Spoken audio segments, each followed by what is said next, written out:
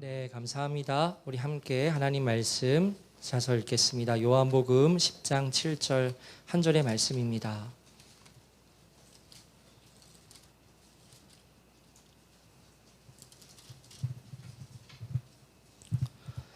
요한복음 10장 7절 네, 한 절의 말씀을 우리 함께 읽겠습니다. 시작. 그러므로 예수께서 다시 이르시되 내가 진실로 진실로 너희에게 말하노니 나는 양의 문이라. 아멘. 네, 지난주에는 이제 어린이 주일이었죠. 그래서 어린이들에 맞추어서 팔복에 관한 말씀을 나누었습니다. 그리고 그 이전의 전주에는 로마서 8장의 마지막 부분을 함께 나누었죠. 그런데 오늘부터는 그 로마서 강해를 잠시 멈추고요. 우리 교회의 새가족 양육 교제에 대한 내용을 앞으로 몇 주간 이 주일 설교 시간에 나누려 합니다. 그러면 교회 홈페이지 한번 가보셨어요? 가보시면은 이 새가족 훈련 부분에 대해서 안내하는 페이지가 있는데요. 넘겨주시면 글씨 잘 보이실지는 모르겠지만 새가족 교육 이렇게 되어 있습니다. 그래서 먼저 새가족을 등록하시게 되면 1:1 교육의 과정을 이제 8주 동안 가지시게 됩니다.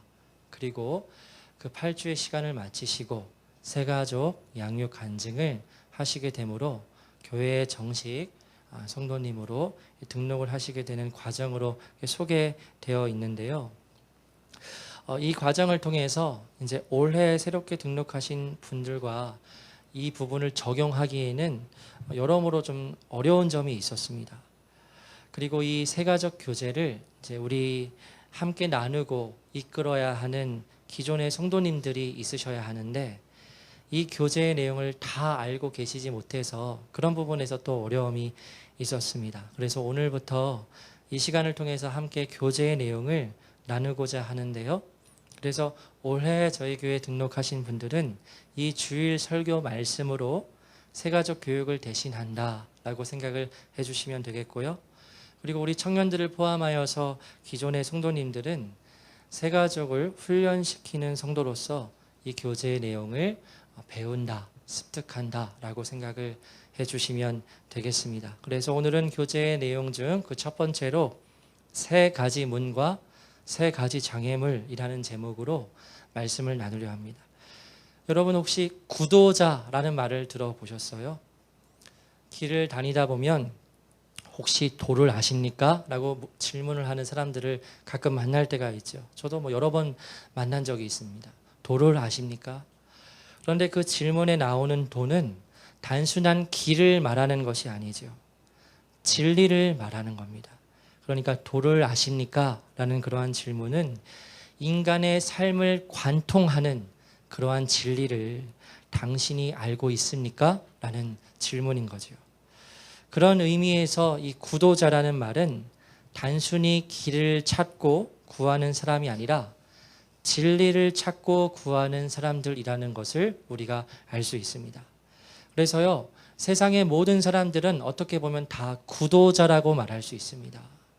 태어나면서부터 원치 않든 태어날 때부터 그 진리에 대해서 이미 알고 있고 믿음으로 인해서 태어나지는 않지요.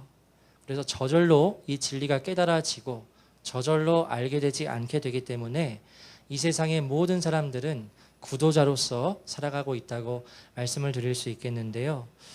그런데 여러분, 이 구도자라는 말이 단순히 진리를 찾는 사람이라는 의미가 아니라 이 화면에 나와 있는 것 같은데요.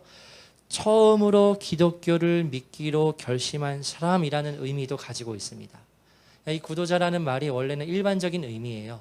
진리를 찾는 사람들인데 이 구도자라는 말이 또 다른 의미도 있습니다. 기독교를 처음으로 믿기로 결심한 사람.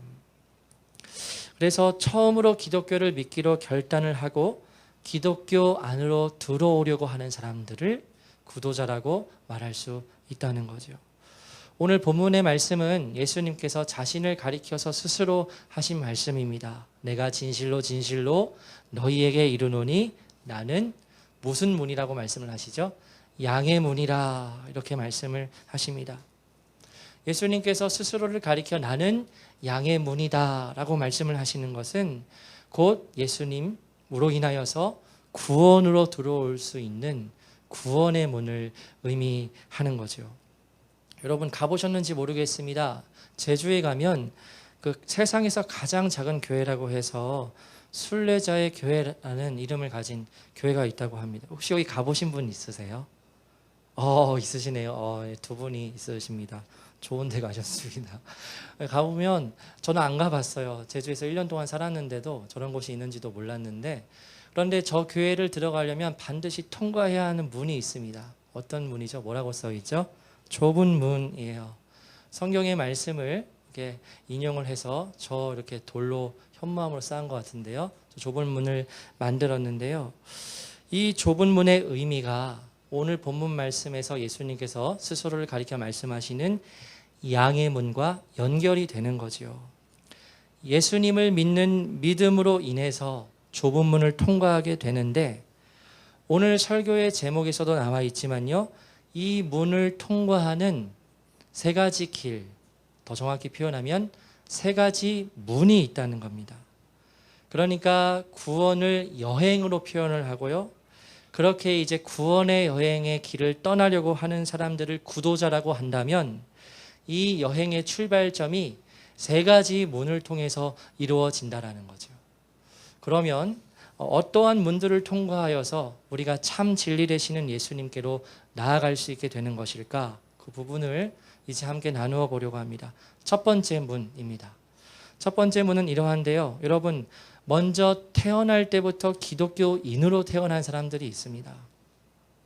입에 금수저를 물고 태어난 것이 아니라 입에 십자가를 물고 태어나는 그러한 사람들이 있어요.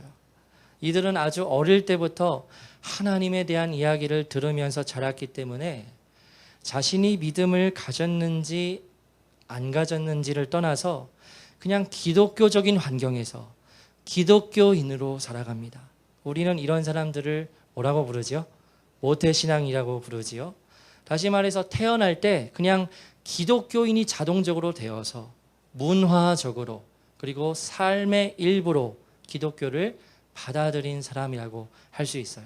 첫 번째로는 태어날 때부터 기독교인이 되어서 이 문을 통과하게 되는 사람이 있고요. 두 번째로는요, 어떠한 사람들은 인생의 위기나 어떤 특별한 경험을 통해서 하나님을 알아가기 시작하기도 합니다.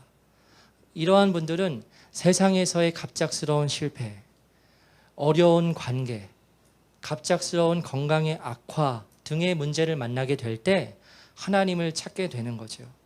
그래서 이때 이 사람들은 자신의 힘의 한계를 경험하거나 인생의 고통을 경험하게 되므로 진지한 질문을 던지게 되는 겁니다. 예를 들어서 갑자기 사업이 망해서 집안의 가세가 급격히 기울었다든지, 아니면 내가 예상치 못한 큰 병을 얻게 되었다든지 하는 인생의 고난을 만나게 되는 거죠. 그런데 이러한 어려움과 함께 아주 특별하고 신기한 경험을 하는 경우도 있습니다. 우리 아까 권사님께서 신앙의 여정 시간에 그와 같은 비디오를 보셨다고 말씀을 해주셨는데요. 가는 곳마다 이 병은 치료할 수 없습니다 라는 대답을 들었던 어떤 한 사람이 완전한 절망을 하고 있는 가운데 기도를 통해서, 믿음을 통해서 기적적으로 치유받는 일들이 오늘날에도 일어날 수 있지요. 예전에는 교회 가운데 그러한 일들이 참 많이 있었던 것 같습니다. 기적을 경험하고 환상을 보고 하는 그러한 종교적인 경험을 하게 되므로 하나님을 만나게 되고 그 구원의 문을 처음에 통과하게 되는 거죠. 두 번째 문이고요. 세 번째 문입니다. 어떠한 사람들은 모태신앙도 아닙니다. 그리고 어떠한 특별한 경험을 하지도 않았습니다. 그런데 이 세상을 살아가면서 삶의 의미, 이게 중요한 단어인데요. 삶의 의미에 대해서 찾고 또 찾는 사람들이 있어요. 삶의 의미가 무엇인가? 도대체 나는 왜 삶을 살아야 하는가? 라는 질문을 깊이 하게 되는 거죠. 철학적인 질문이라고도 할 수 있겠습니다. 그래서 이와 같은 질문을 깊이 하고 그 답을 찾아가는 과정 중에서 문을 통과하여 하나님을 만나기도 합니다. 제가 여기 저희 교회 장소, 여기 타프라자 3층 이 장소를 부동산에서 계약을 할 때 저희가 300여 300여 이렇게 한 거 아시죠? 그래서 두 분의 임대인을 만났습니다. 근데 그 두 분의 임대인 중에 한 분이 그리스도인이셨어요.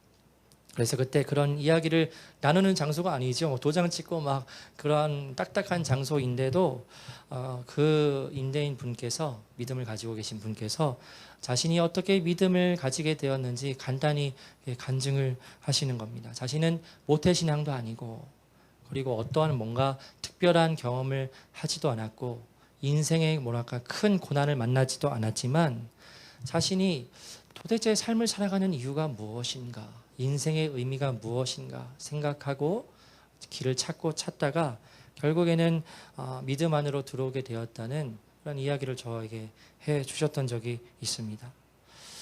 그런데 여러분, 이와 같은 경우로 인해서 믿음 안으로 들어오는 경우가 정말 있다는 겁니다. 요즘은 워낙 우리의 존재, 사람의 존재 자체를 1차원적으로 만드는 자극적인 요소로 인하여서 생각을 아예 하지 못하게 하고 깊은 사고를 하지 못하게 하며 삶에 대한 진지한 질문을 던지지 못하게 하는 그러한 일반적인 세상의 가치관에 너무나 절대적으로 영향을 받아서 진지한 질문, 깊은 질문을 스스로 하는 사람들을 찾기가 어렵지만, 그런데 그러한 사람들이 정말 있다라는 겁니다.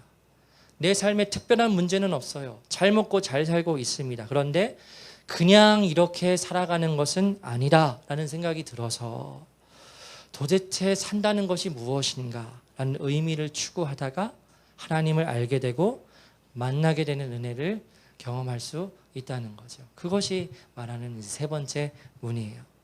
여러분, 제가 방금 세 가지 문에 대해서 말씀을 드렸습니다. 십자가를 입에 물고 태어나는 모태신앙인들이 있고요, 그리고 특별한 기적을 경험하여서 어떠한 삶의 큰 고난을 만나게 되어서 하나님께 나아오게 되는 사람들도 있고요, 그리고 삶에 대한 진지한 물음과 탐구를 통해서 하나님께로 나아가는 사람들도 있습니다. 그런데 이와 관련하여서 꼭 말씀드리고 싶은 것이 있다면, 이 세 가지 문들 중에 어떠한 문으로 들어오든지 이 세 가지의 요소는 믿음의 길을 걷는 우리들에게 있어서 모두 다 필요한 것이라는 점입니다. 여러분, 태어날 때부터 문화적으로 기독교인들이 된 사람들에 대해서 생각을 해볼 때요, 소위 모태신앙인이라는 사람들의 경우 우스갯소리로 아무것도 할 수 있는 것이 없고 아무것도 못해서 모태신앙인이라고 그렇게 말하기도 하죠. 이러한 사람들은 삶이 그냥 기독교예요. 삶이 문화가 그냥 기독교인이지 지적으로 복음에 대해서 동의하지도 않고 특별한 경험도 없는 겁니다.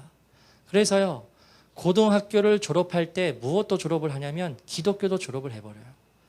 고등학교를 졸업하는데 기독교도 함께 졸업하는 겁니다. 조금 더 이르면 중학교 졸업할 때 기독교를 졸업하는 경우도 굉장히 많습니다.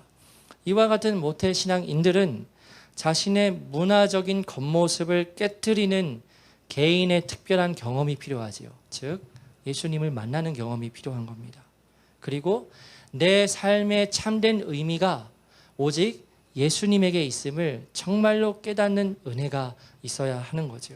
그래서 모태신앙인이라고 첫 번째 문을 통과해서 들어왔다고 해서 다 괜찮은 것이 아니라는 겁니다. 또한 여러분, 두 번째 특별한 경험이라는 문을 통해서 들어왔습니다. 이것에 대해서 생각을 해보면요, 경험은 굉장히 강렬하죠. 정말 기적과 같은 것을 내 눈으로 보게 될 때 정말 놀라게 되고 저기에 뭔가 있나 보다라고 생각을 하게 되는 겁니다. 그런데 그 경험에 대한 감격과 감동은 오래가지 못합니다. 오래가지 못하고요, 금방 사그러들어요. 그래서 내가 절박해서 하나님을 찾고 기적을 경험해서 하나님께 가까이 나아왔다고 해도 그 믿음의 내용을 내가 지적으로 이해하지 못하고, 그리고 그 믿음의 내용이 내 삶에서 이루어지지 않는 그러한 첫 번째 요소와 세 번째 요소가 그 사람에게 없다면 결국에는 믿음의 길에서 주저앉게 되는 거죠. 마찬가지로 진지한 추구를 통해서 진리를 깨달았습니다. 하나님이 계시는구나, 영원한 존재가 있구나, 내가 이것에 뭔가 더 탐구하고 진리를 찾아야겠다. 좋은 반응이지요. 그런데 거기에 경험이 더해지지 않는 거예요. 계속 머리로만 탐구하는 겁니다. 하나님을 만나는 경험이 있어야 되는데 그러한 경험도 없고, 그리고 교회에 나가지도 않고 예배도 드리지도 않으면서 나는 진리를 찾을 거야 하면서 지적인 탐구만 계속 하다가는 결국에는 오래 가지 못하죠. 깨달은 진리도 결국 빛이 바래져서 주저앉게 되는 그러한 일을 곧 경험하게 된다는 겁니다. 그래서 여러분, 말씀드리고 싶은 것은 진리는 통합적입니다. 아까 화면에 지금 나와 있는데요. 어느 문으로 들어오든 상관은 없습니다. 중요한 것은 세월이 지나면서 저 세 가지의 요소가 내게 경험되어져야 하고, 이와 같은 세 부분의 영역을 깨닫고 경험하는 과정이 우리에게 필요하다라는 거죠. 그것을 선순환이라고 표현을 한다면, 어느 문으로 들어왔든지 우리는 저 세 영역을 모두 깨닫고 경험하는 선순환의 과정이 필요하다라고 말씀을 드릴 수 있겠습니다. 그래서 여기까지 세 가지 문에 대해서 나누었는데요. 여러분은 어떤 문을 통해서 들어오셨나요? 네, 저는 개인적으로 첫 번째 문, 잘 아시겠지만 태어나면서부터 제가 원치 않았는데 목회자의 집안에서 태어나서 어제 이제 교회학교 친구들 거리 가는 시간이 있었는데 물어보더라고요. 진짜 어렸을 때 주일날 만화영화 못 봤냐고. 그래서 못 봤어. 8시 45분에 항상 SBS에서 디즈니 정말 너무너무 보고 싶었는데 9시에 예배가 있어서 못 봤어. 나중에 제 방 보면 되잖아요. 아니야, 주일에 리모컨을 만지는 순간 바로 죽음이었어. 그런 분위기였어. 뭐 이렇게 설명을 해줬어요. 원치 않아서 태어나서 그렇게 삶이 기독교 안에서, 교회 안에서 자라왔는데요. 그냥 그렇게만 자라왔다면 저는 결국에는 믿음의 길을 포기하고 기독교를 고등학교 때 졸업을 했을 수도 있었겠지요. 그러나 감사하게도 그 중간 과정 가운데 주님을 만나게 되고, 그리고 그 이후에 계속해서 진지한 질문을 구하고 찾는 과정을 거치면서 이 자리에까지 이르게 되었는데요. 여러분들은 각자 어떠한 문으로 들어오시게 되었는지 또 나눔을, 또 스켈록에서 나눔을 가지셔도 좋을 것 같습니다. 세 가지 문에 대해서 나누었고요. 이제는 세 가지 장애물에 대해서 함께 살펴보려고 합니다. 구원의 여행을 시작하는 데 있어서 그 여행을 제대로 시작조차 하지 못하게 만드는 여러 장애물들이 있습니다. 분명히 예수님만이 참 진리이시고 그 진리를 믿고 깨닫고 누리기 위해서 길을 떠나려고 하는데 앞에 장애물들로 인해서 결국에는 그 여행을 떠나지 못하고 주저앉게 되는 거죠. 그러면 어떠한 장애물들이 있을까? 그 첫 번째로는 기독교인과 교회가 만들어 놓은 장애물입니다. 가장 슬프고 안타까운 장애물이지요. 이 장애물은 여러 가지 모양으로 나타납니다. 먼저는 언행일치가 되지 않는 기독교인들이 가지는 위선 때문에 결국은 그 구도의 길을 포기하는 경우가 있습니다. 여러분, 사람이라면 누구나 다 위선을 가지고 있지요. 우리도 다 마찬가지입니다. 집에서의 모습과 이 교회 안에서의 모습이 조금은 다를 수 있어요. 누구나 위선을 가질 수는 있습니다. 그런데 평소 기독교인들이 말하는 내용의 기준이 더 높잖아요. 그 말씀의 기준이 있잖아요. 그리고 입으로는 그러한 말씀에 대해서 막 외우기도 하고 그렇게 말을 잘 합니다. 그런데 삶에서는 전혀 그러한 말씀의 모습이 나타나지 않는 거죠. 그 인도의 길을 걷고 있는 예수라는 제목의 책을 쓰신 스탠리 존스라는 이름을 가진 선교사님이 있으셨습니다. 이분은 일평생 인도 선교에 헌신하신 그러한 분이셨는데요. 근데 이분이 이제 인도에서 선교를 시작하시면서 정말 선교 일을 감당하기 위해서 힘쓰시고 애쓰고 또 복음을 전하려고 하는데 정착이 안 되는 겁니다. 이 복음이 잘 전해지지도 않고 열매가 맺어지지도 않는 그러한 많은 오랜 기간을 보내게 되면서 되게 고민을 하시고 또 막 절망도 하시는 거죠.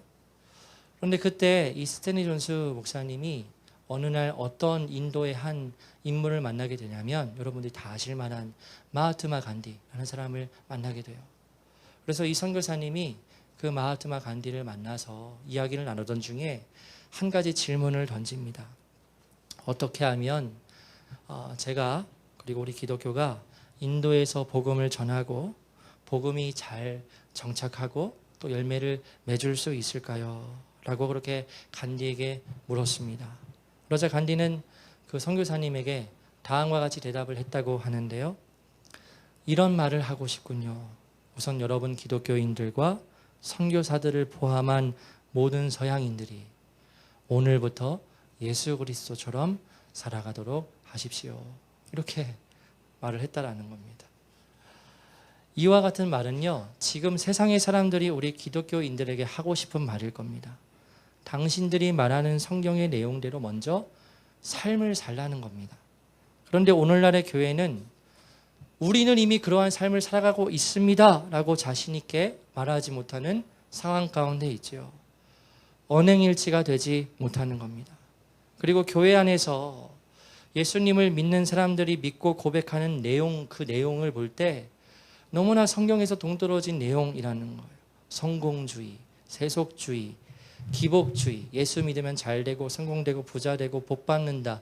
이러한 내용이 기독교의 진리인 것으로 믿고서 착각하는 사람들이 교회 안에 너무나 많은 겁니다. 그래서 세상 사람들이 볼 때에 저 사람이 기독교를 통해서 추구하는 거나 내가 세상에서 성공을 추구하는 것과 본질적으로 별 다를 바가 없는 거예요.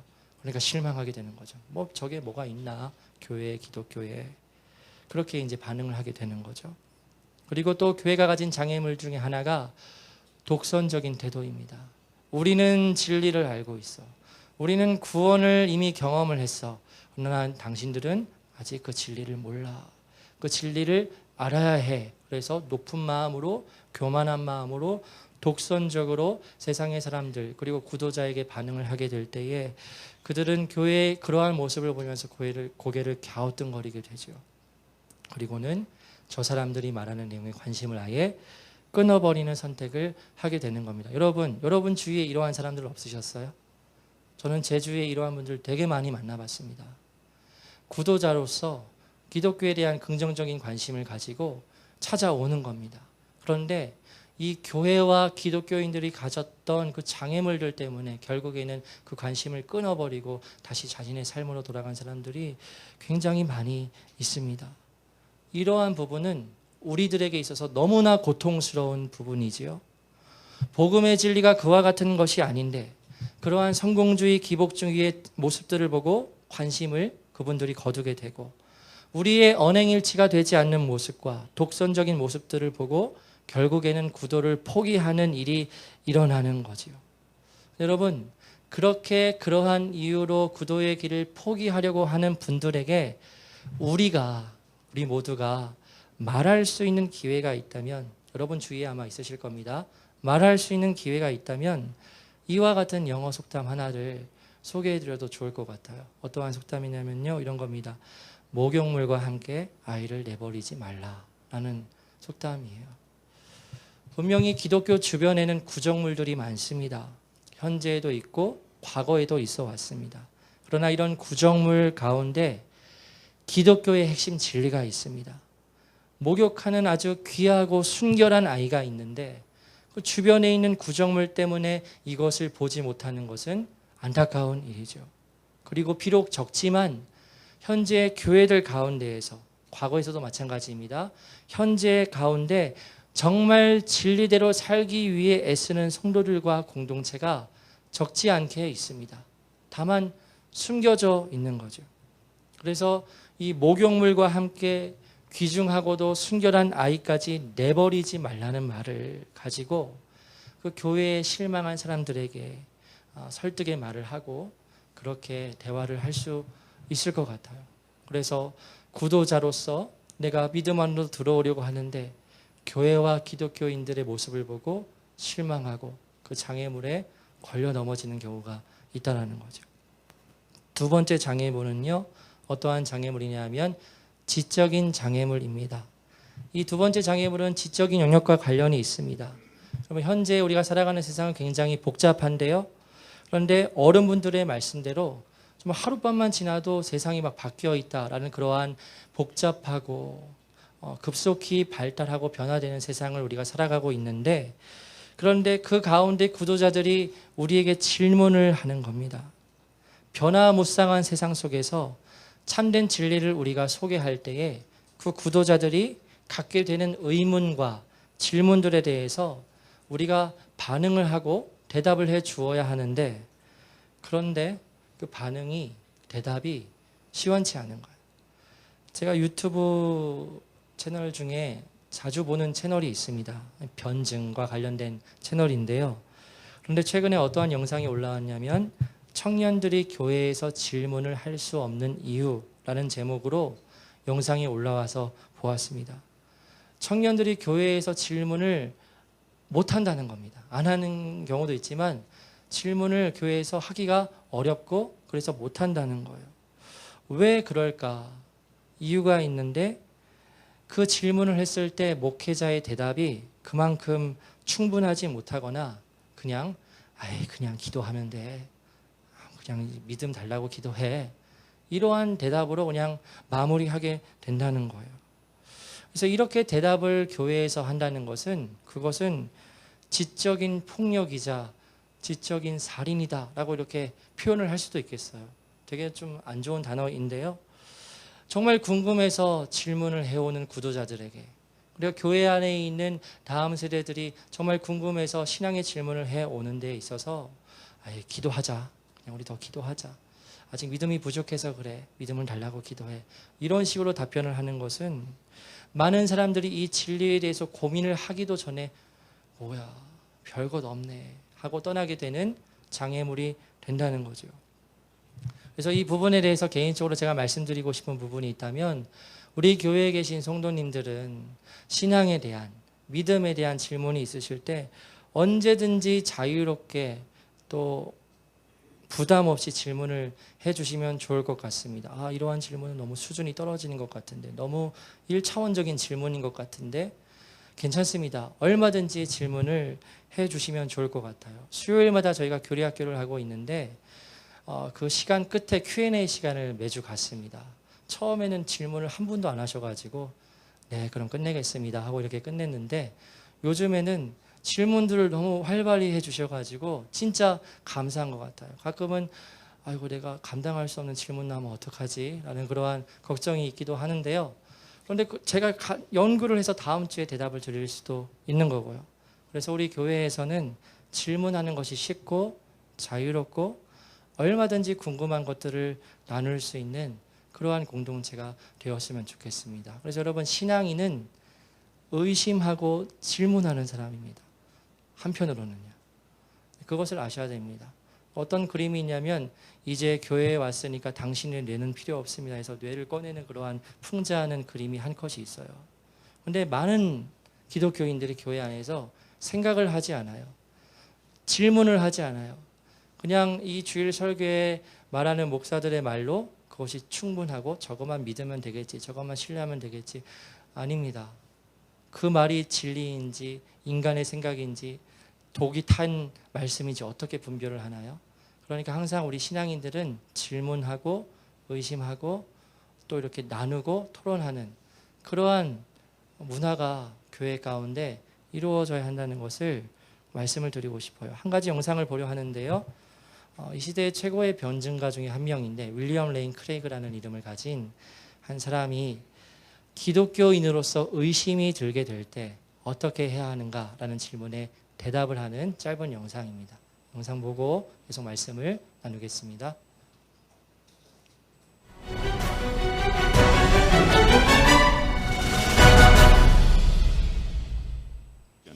What do you say to a student who is currently wrestling with doubts about God? And they're not quite sure what to do with that. Okay. What advice would you give? Well, I think there are a number of things. First, I think it's important to realize that doubt is never simply an intellectual problem. Doubt is also, I think, a spiritual problem. We are involved in a spiritual warfare with an enemy of our souls who hates us intensely and wants to destroy us. And if he can render us ineffective in God's service through nagging doubts and so forth, he will do so. So when we have these doubts, we mustn't just treat them as intellectual matters. We need to treat these as a matter of spiritual concern as well, and therefore redouble our efforts to be sure that we're involved in meaningful corporate worship with other Christians, prayer, Bible reading, and meditation, the typical spiritual disciplines. We mustn't give those up, thinking that they're not valuable anymore. And when you walk away and abandon those things, you just set yourself up for being, I think, victimized. Second thing, I guess I would say, is that it's helpful to understand the difference between what Martin Luther called the magisterial and the ministerial uses of reason. The magisterial use of reason is when reason stands over and above the gospel message like a magistrate and judges it. The ministerial use of reason is when reason submits to the gospel message and serves it as a handmaiden. And Luther argued, I think correctly, that reason is primarily to be used in the ministerial role. Reason is a tool that God has given us to help better understand and defend our faith. But I think the way in which we fundamentally know that our faith is true is through the inner witness of the Holy Spirit. My faith in Christ is not based upon arguments and evidence, although I have arguments and evidence.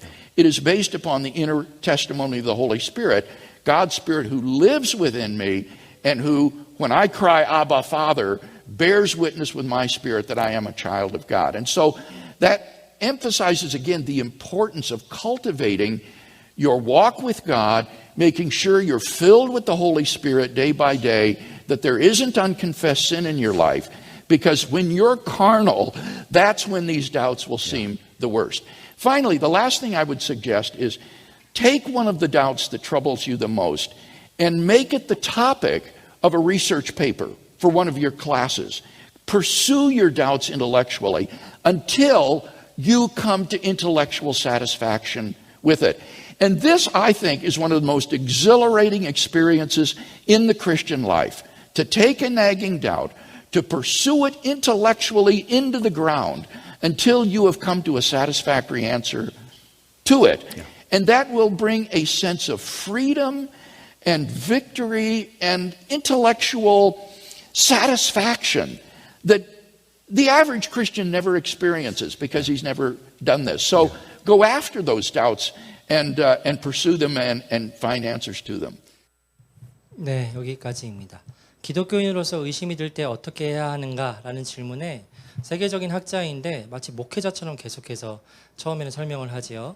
그 의심이 드는 것은 영적인 영역일 수 있습니다. 그러니까 기독교인으로서 의심이 들 때는 먼저 예배에 더 2배의 힘을 쏟는다든지 말씀을 읽고 기도하는 시간을 늘린다든지 그와 같은 영적인 그러한 생활을 더 충실하게 행하고 그 다음에 두 번째로 학자로서 이제 조금 이제 언급하는 부분이 있는데요. 이 부분에 대해서 초점을 맞추고 싶은데 의심이 되는 영역이 있다면 그 부분에 대해서 깊이 파보라는 겁니다.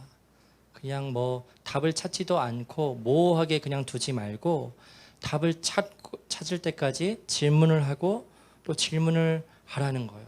표현으로는 물고 늘어지라는 표현을 했는데 어떤 의심이 있다면 그것에 대해서 질문하고 답을 찾는 노력을 하게 될 때 곧 성령님에 의해서 자유함을 얻게 되고 또 답을 얻게 되는 은혜를 반드시 누리게 될 것이다 이렇게 말씀을 하시는 거죠. 그래서 여러분 교회에서의 우리도 마찬가지지만요. 지적인 장애물 때문에 우리가 믿음의 길을 걸어가는 것에 방해가 되어서는 안 되겠습니다. 얼마든지 질문하고 얼마든지 의심할 때 절대적인 기준이 하나님의 말씀으로 우리가 나누고 그것에 대해서 해답을 얻게 될 때 더 충만한 믿음을 가지고 확신 있게 걸어갈 수 있는 거죠. 그래서 그러한 지적인 장애물이 있을 수 있는데 우리는 그것에 대해서 넘어서야겠다라는 말씀을 드리고요. 마지막 세 번째 장애물입니다. 그것은 실존적 장애물입니다. 이것은 개인의 삶에서 겪는 고통과 관련이 있습니다. 우리의 인생은 겉으로는 다 문제 없는 것처럼 보이지만요. 내면에는 많은 고통이 있죠. 자신의 잘못된 선택이 불러온 고통이 있습니다.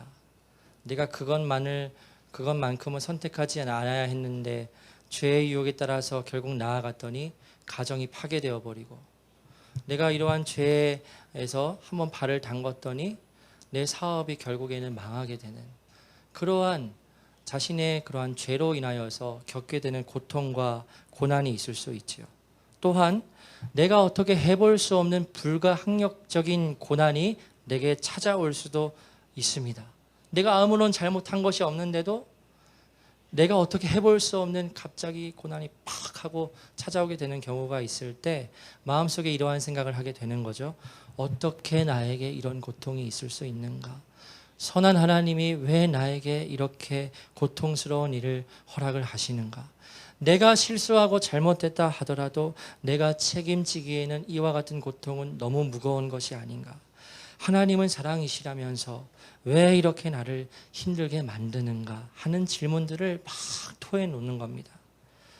그래서 이와 같은 것을 조금 어려운 말로 세 번째 나오지만 실존적 고통의 경험이라고 한다면 이와 같은 고통으로 인하여서 믿음의 길을 포기하는 경우가 있는 거죠. 기독교에 대한 긍정적인 마음이 생겼습니다. 그래, 한번 믿어봐야지. 저게 진리가 있다고 하니까 그래서 문을 통과해서 들어왔는데 갑자기 고통이라는 실존적 고통이라는 장애물이 팍 하고 오게 될 때 거기에 고꾸라 넘어지는 거예요. 그래서 결국 여행을 포기하게 되는 거죠. 여러분, 이와 같은 일을 만나게 되는 구도자가 여러분 주위에 있다면 여러분은 그분들을 향해서 어떻게 말씀을 하시겠어요? 에이, 다 겪는 일이에요. 저도 겪어요. 같이 갑시다. 뭐 이렇게 하시겠어요? 어떻게 설득을 하시겠어요? 여러분, 고통이라는 것은 우리 인간들이 다 피하고 싶은 것이지만 어떻게 보면 우리에게 필요한 것이기도 합니다. 고통이요. 고통이 없다면 우리는 우리의 삶에 대한 의미를 찾지 못하고 오히려 방황을 할 수도 있습니다. 한 선배 목사님과 이야기를 나눈 적이 있었어요. 그런데 그 목사님이 이렇게 말씀하시더라고요. 전 목사, 내가 볼 때에 배고픔이 있을 때 영감이 충만해지더라. 배고픔이 있을 때 영적으로 충만하더라. 이렇게 이야기를 해주시더라고요. 이 배고픔이 단순히 물질적인 궁핍함일 수도 있지만 인생의 고통을 말하는 걸 수도 있지요. 고통이 있을 때 오히려 우리의 영혼이 성숙해지고 하나님을 더 깊이 만나는 은혜를 우리가 누릴 수도 있다는 겁니다. 한 성경 말씀을 읽어보려고 하는데요. 시편 말씀입니다. 119편 71절 말씀, 한 절의 말씀을 읽겠습니다. 시작. 고난당한 것이 내게 유익이라. 이로 말미암아 내가 주의 율례들을 배우게 되었나이다. 아멘. 시편 기자의 고백입니다. 고난을 겪은 것이 내게 오히려 유익이 되었다고 고백하지요. 그 때문에 내가 무엇을 배웠습니까? 주의 율례, 하나님의 뜻을 배우게 되었다는 겁니다.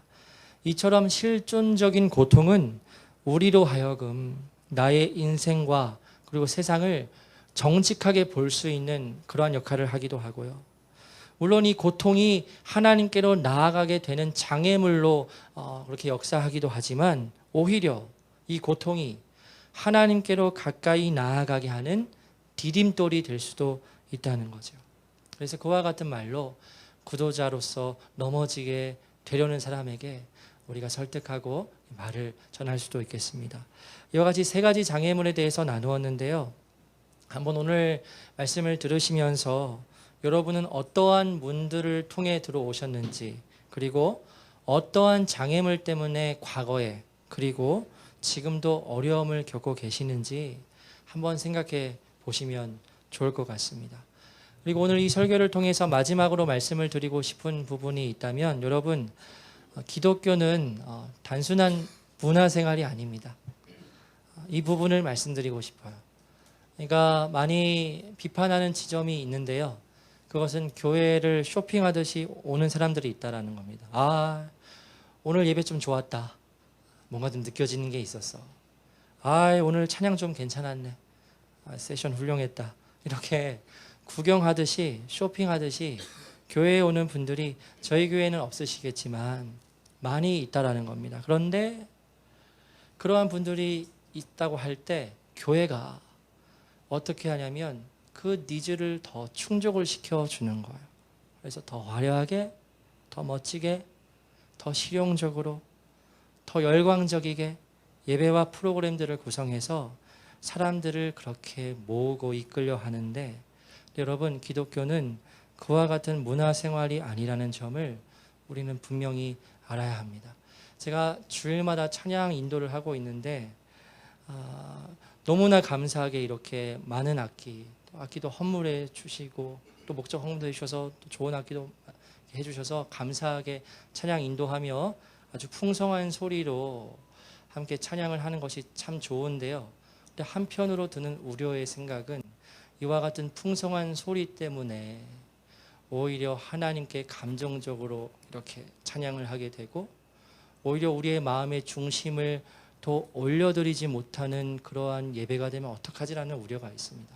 그래서 그냥 저 혼자 여기에서 기타 하나 치면서 찬양을 하게 될 때, 그때도 이렇게 풀세트로 찬양할 때와 똑같이 우리 성도님들이 중심을 담아서 찬양을 하실 수 있으실까?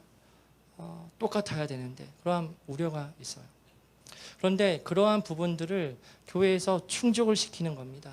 더 화려하게, 더 멋진 찬양과 그리고 더 듣기에 좋은 설교와 이런 것들을 제공을 하고 그것을 마치 쇼핑하듯이 와서 신앙생활을 마치 문화생활 하듯이 하는 그러한 문화가 교회 가운데 있다라는 거죠. 그런데 신앙생활은 결코 그러한 것이 될 수 없음을 우리는 반드시 알아야 한다라는 겁니다. 더 좋은 찬양, 더 마음에 와닿는 설교, 내게 도움을 줄 수 있는 그러한 기독교의 믿음이 아니라 거꾸로 됐죠. 구원받은 자로서 우리는 영원한 생명이 교회와 진리 가운데 달려있다는 것을 분명히 고백하고 우리의 모든 삶을 이 진리에 걸어야 하는 겁니다. 그래서 순서를 바꾸어야 해요. 그러면 초대교회의 성도로서 성도가 되기 위해서는요, 모든 것을 포기해야 했습니다. 개인의 사회적 신분과 존경받는 위치와 자신의 재산과 그리고 자신의 시민권과 목숨까지 걸고 신앙생활을 해야 했습니다. 그런 것을 모두 알면서도 초대교회의 일원이 되었다는 것은 그들은 양의 문이 되시는 예수님께 자신의 모든 것을 걸은 사람들이었던 거죠. 그래서 우리는 참된 신앙은 이와 같이 단순히 문화생활, 종교의 형식을 성실히 행하는 종교생활이 아니라 우리의 모든 것을 다 걸고 나아가는 것임을 다시 오늘 말씀을 통해서 같이 확인을 하면 좋을 것 같아요. 그래서 누가 뭐라 하지 않아도 내 삶의 의미가 기독교의 진리에 달려있다는 것을 알기에 내 모든 것을 거는 믿는 자로서의 참된 모습이 우리 모두에게 있게 되기를 주님의 이름으로 축복합니다. 그래서 우리가 모든 것을 걸기에 이 기독교의 진리는 그만한 가치가 있으며 충분하다는 것을 우리 모두가 우리의 입으로 고백하는 것이 아니라 우리의 삶으로 고백하게 되기를 주님의 이름으로 축복합니다. 함께 찬양하고 우리 기도하겠습니다.